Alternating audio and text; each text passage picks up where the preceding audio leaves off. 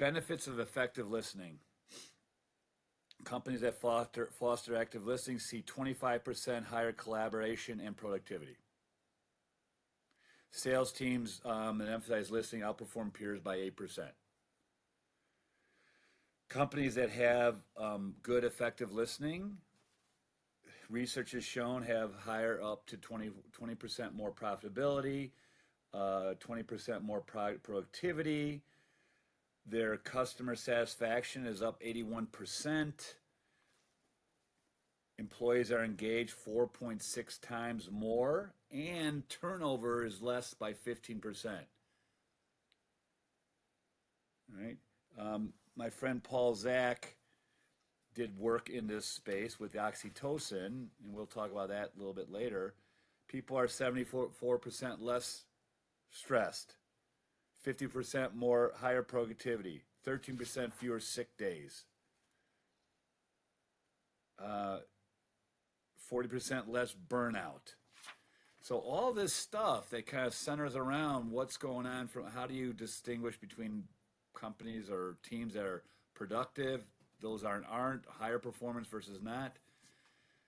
I think one of the underlying links, unifying kind of principles to that is listening, which I never thought about until we read this article, right? This radical listening, and all of a sudden the light bulbs started going off and the connection. I'm like, ooh, there's the aha. And I thought, but what we do and how what we do actually improves the chances of your firm having better listening, more effective listening overall. And what that then translates into is all these statistics. So if you get the listening right, if you get the listening right, everything else is going to be better. Yeah.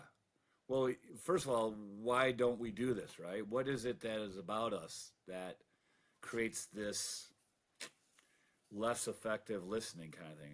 And I think there's a couple things, right? One is the fact that the brain is a predictive machine, okay?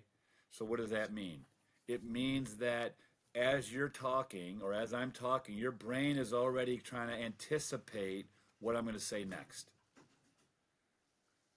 Based on what you're hearing, based on my movements, based on my tone, everything.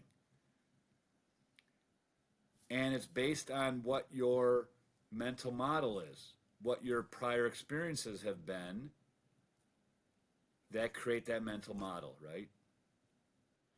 So therefore, your brain is priming itself for saying, oh, this is what's coming next.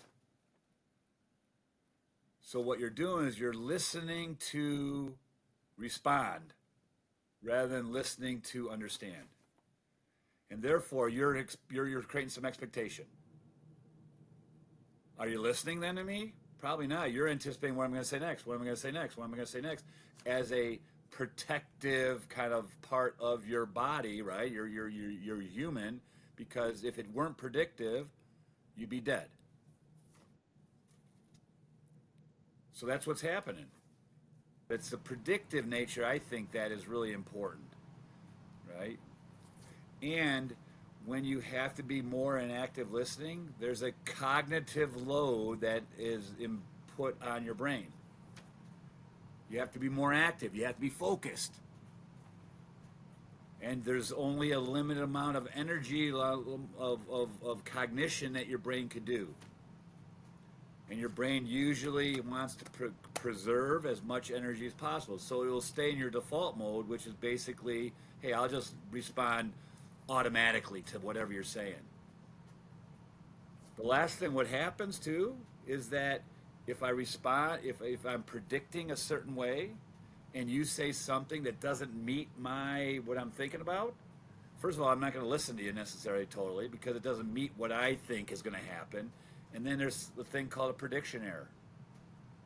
I thought this is what you're going to say, you said this, and now my brain's trying to figure that out, that error, which creates stress in my brain, puts me in the survival state of the brain, creates increasing cortisol, right? Less oxytocin, less connection, more stress, Stress shuts down my thinking part of my brain, my prefrontal cortex, which lowers empathy, gratitude, creativity. So all that stuff begins to manifest itself in a relationship and also in a firm as more this happens and propagates itself across the whole